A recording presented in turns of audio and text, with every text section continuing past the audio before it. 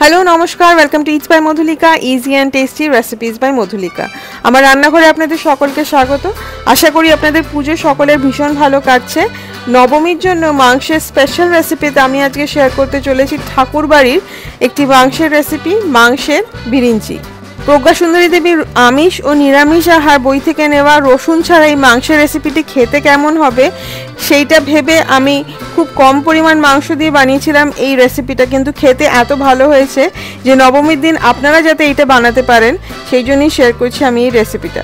চলুন রান্নাটা শুরু করা যাক। রেসিপিতে কিন্তু 250 গ্রাম মাংসের কথা বলা হয়েছে, আমি নিয়েছি 400 গ্রাম মাংস।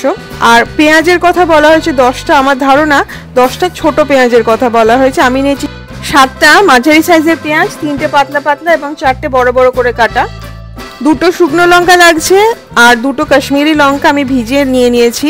আদাটা লাগছে 4 টেবিল চামচ পরিমাণ, আমি পাতলা পাতলা করে কেটে নিয়েছি। তেজপাতা, লবঙ্গ, এলাচ, দারচিনি লাগছে গোটা গরম মশলায়। আর লাগছে দই, 1/2 কাপ দই আমি একদম ভালো করে ফেটিয়ে নিয়েছি যাতে কোনো লাম্প না থাকে। 2টো বড় আলুকে আমি 2 টুকরো করে কেটে নিয়েছি। আদাটা কিন্তু এখানে বেশ অনেকটা লাগছে, 4 চামচ পরিমাণ, 4 টেবিল চামচ পরিমাণ, মানে বেশ অনেকটা। আদা, পেঁয়াজ আর শুকনো লঙ্কা একসাথে মিক্সিতে বেটে নেব।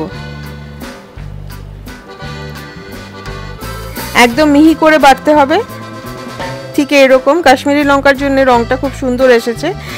এবার রান্নাটা শুরু করা যাক। প্রথমেই কড়াইতে নিয়ে নেব তেল। আমি এখানে সাদা তেল ইউজ করেছি, রাইস ব্রান অয়েল। আলুটাকে প্রথমে লাল লাল করে ভেজে নিতে হবে, একটু বেশি স্টার্চি আলু নিলেই ভালো এটাতে। মানে আমাদের এখানে যেরকম জ্যোতি আর চন্দ্রমুখী পাওয়া যায়, আমি জ্যোতি আলু নিয়েছি। লাল লাল করে এইভাবে ভেজে নিয়ে এইবারে পেঁয়াজ যেটা পাতলা পাতলা করে কাটা আছে সেটাকে লাল লাল করে ভেজে নেব, মানে বেরেস্তা বানিয়ে নেব। হাই ফ্লেমে ক্রমাগত নেড়ে লাল লাল করে এইভাবে ভেজে নেওয়া।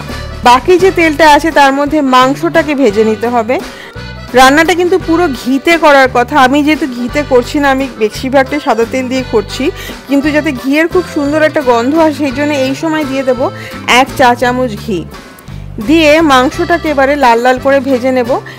একটা পিঠ ভাজা হয়ে গেলে উল্টে দিয়ে অন্য পিঠটাও ভেজে নেব। এর মধ্যে বলে রাখি, প্রত্যেকটা রান্নার নিচে ডেসক্রিপশন বক্সে সেই রান্নার উপকরণ এবং আরও কিছু রেসিপির ভালো ভালো রেসিপির লিঙ্ক শেয়ার করা থাকে। প্লিজ দেখবেন, ভালো লাগলে বানাবেন, আমাকে কমেন্ট করে জানাবেন যে কেমন লাগলো এবং পারলে শেয়ার করবেন।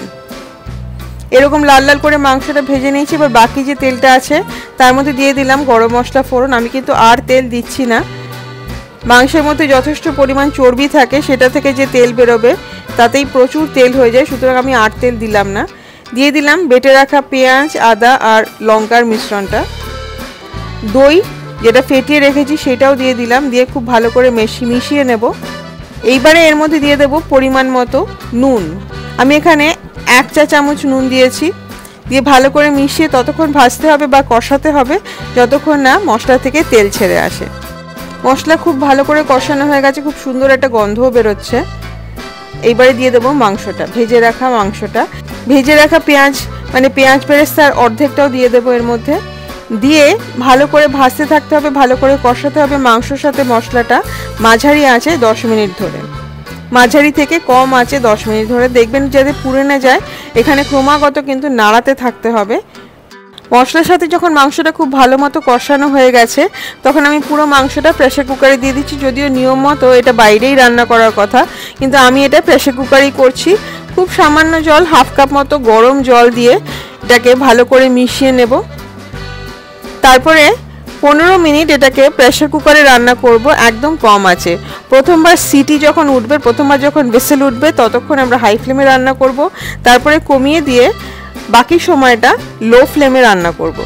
15 মিনিট বাদে ঢাকনা খুলে দেখুন খানিকটা জল বেরিয়েছে, খুব বেশি জল কিন্তু বেরোয়নি। যদি নুন লাগে আরও খানিকটা নুন দিয়ে দিতে হবে ভেজে রাখা আলু আর বাকি যে পেঁয়াজ ভাজাটা আছে সেইটা দিয়ে ভালো করে মিশিয়ে নিতে হবে।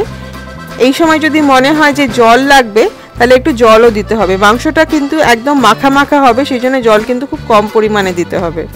দিয়ে আবার 10 মিনিট একদম কম ফ্লেমে রান্না করে নিলেই তৈরি হয়ে গেল মাংসের বিরিঞ্চি। দেখুন জল কতটা কম, আমি একদম বুঝে শুনে সেইভাবেই জল দিয়েছি, যাতে মাংসটার ঝোল একদম কম থাকে, একদম মাখা মাখা হয় যাতে মাংসটা।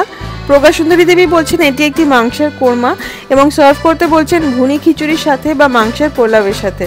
আমি সার্ভ করেছিলাম এটা ভাতের সাথে এবং ভাতের সাথে খেতেও এটা ভীষণ ভালো লেগেছিল।